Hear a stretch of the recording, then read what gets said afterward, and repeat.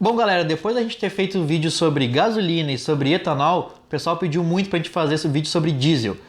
Então a ideia desse vídeo é mostrar para vocês as diferenças entre os três tipos de diesel disponíveis nos postos de combustível aqui no Brasil.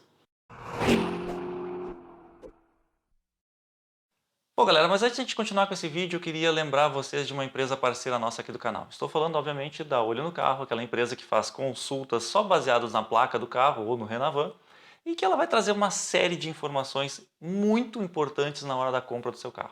Exato, para quem está procurando um carro usado, é importante ter essas informações com valores muito baixos. Os pacotes deles vão de R$ 10 até R$ 35 para fazer consultas sobre sinistro, recall, furto, roubo e outras coisas mais.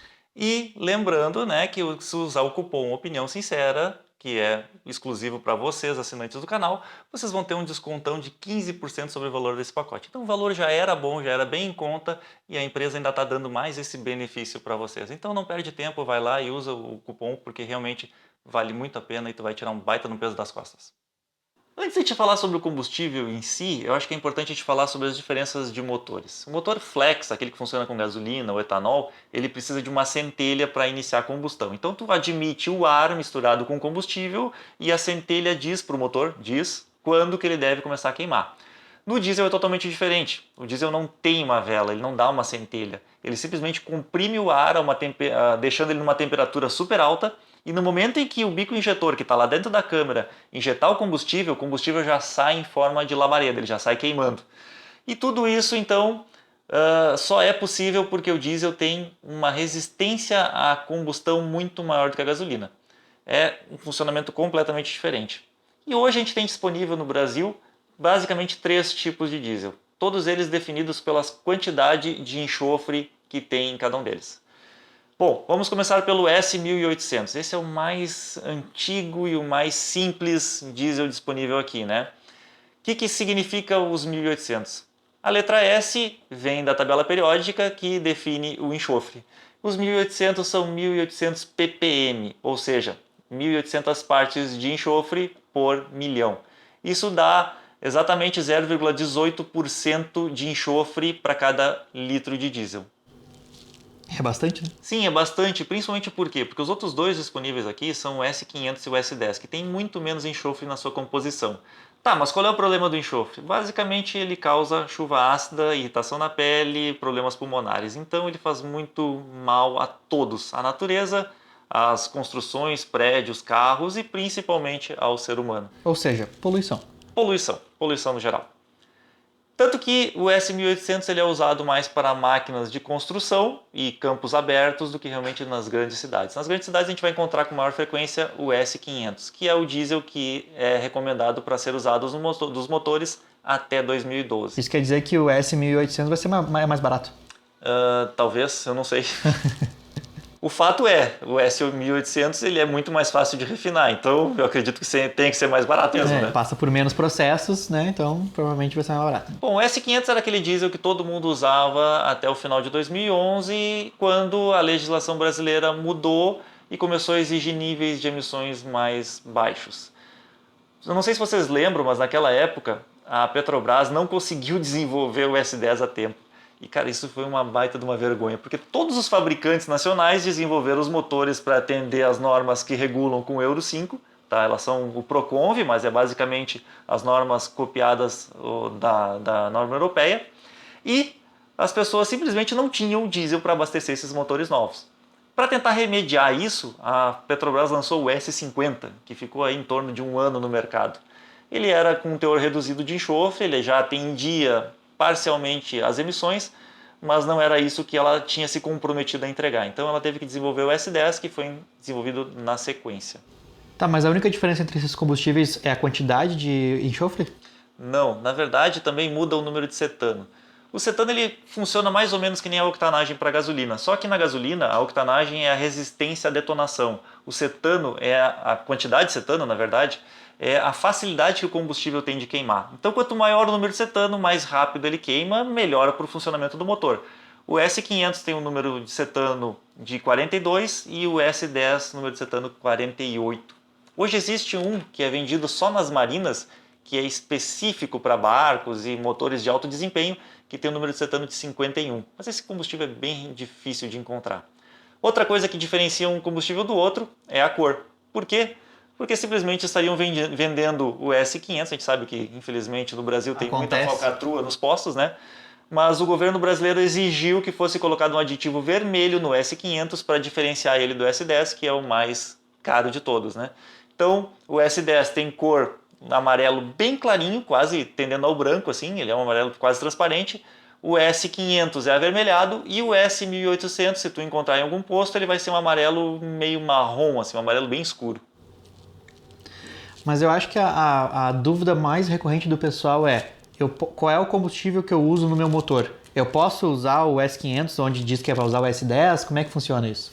Boa pergunta. Não, não pode. Quando tu tem um carro de 2002 para frente, a diesel, tu tem que usar obrigatoriamente o S10. Esse motor foi desenvolvido para isso e ele trabalha só com esse tipo de combustível. Se tu colocar o outro combustível, ele até pode funcionar, mas ele vai ter algumas perdas significativas no desempenho e pode inclusive causar danos para os componentes internos.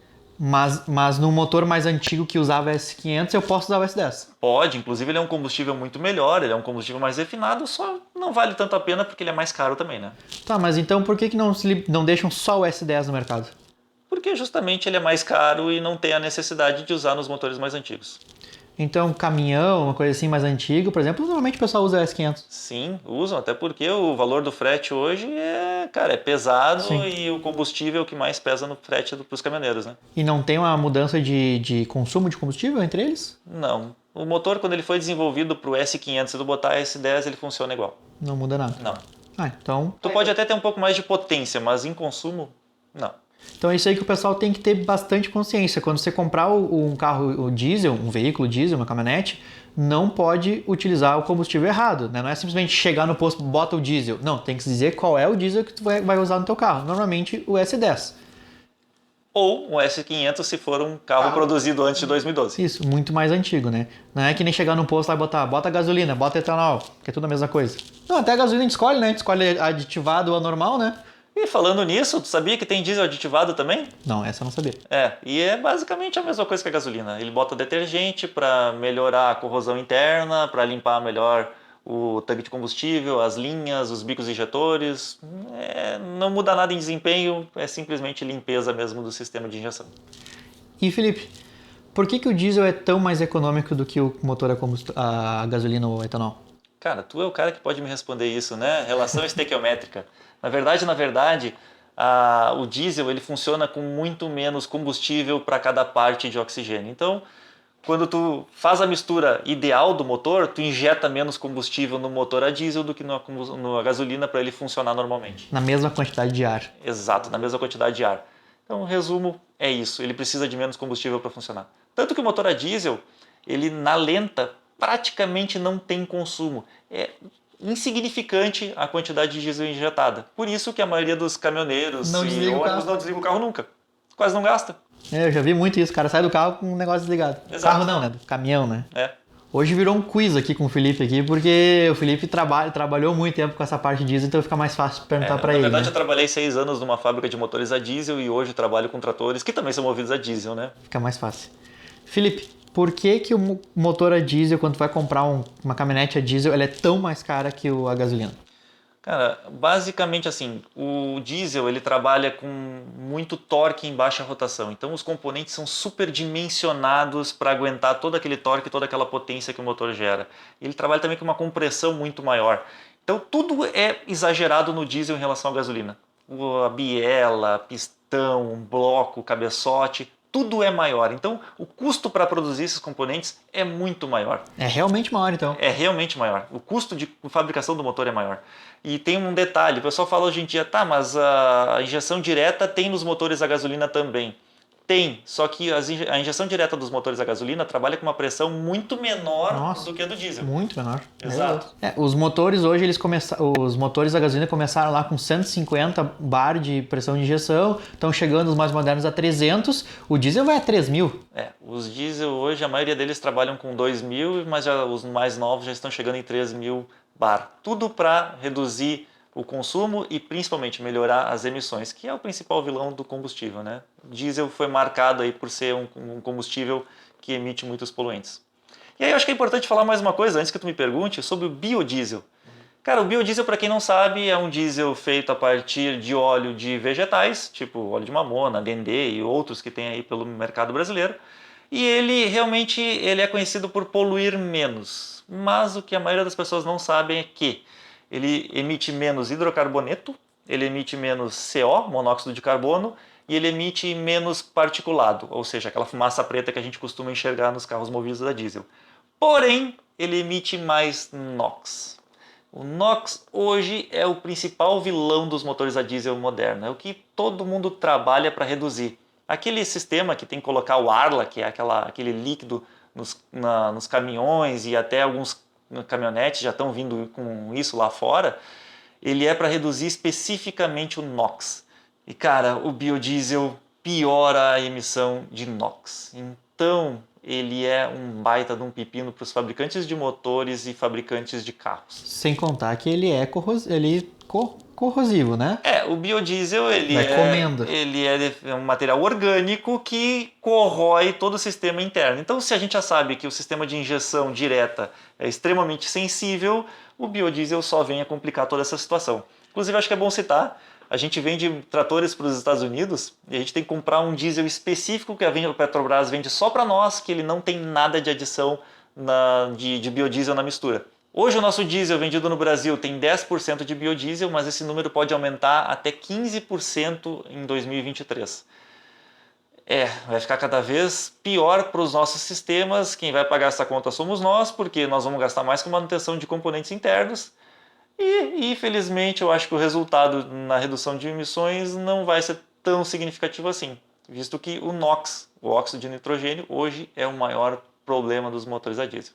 Mas já que a gente entrou aqui em motores diesel, não é só o combustível, o motor em si, por que hoje no Brasil a gente não pode ter um carro com motor diesel? São só caminhonetes ou...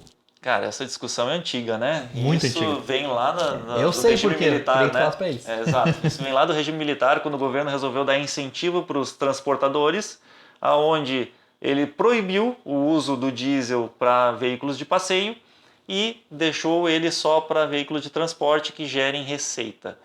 Bom, basicamente o diesel que é vendido hoje nos postos, ele tem subsídio do governo e aí por isso então não pode ser usado para fins particulares, só para gerar receita e melhorar a economia do Brasil.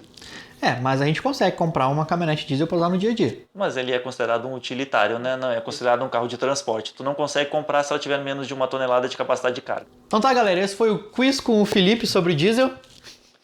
Tem mais coisa para falar, eu não falei de ponto de fulgor também, tem mais um monte de informações, mas para não ficar muito pesado também, a gente não entrar numa parte muito técnica do diesel, a gente tirou aí as dúvidas mais comuns de vocês, baseado nos comentários que vocês fazem nos nossos vídeos.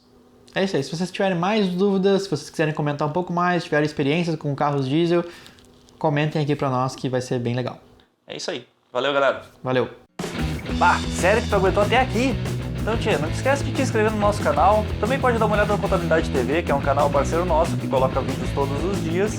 E também não esquece de entrar na nossa página no Facebook e no Instagram, porque lá a gente vai antecipar tudo que a gente está inventando por aí.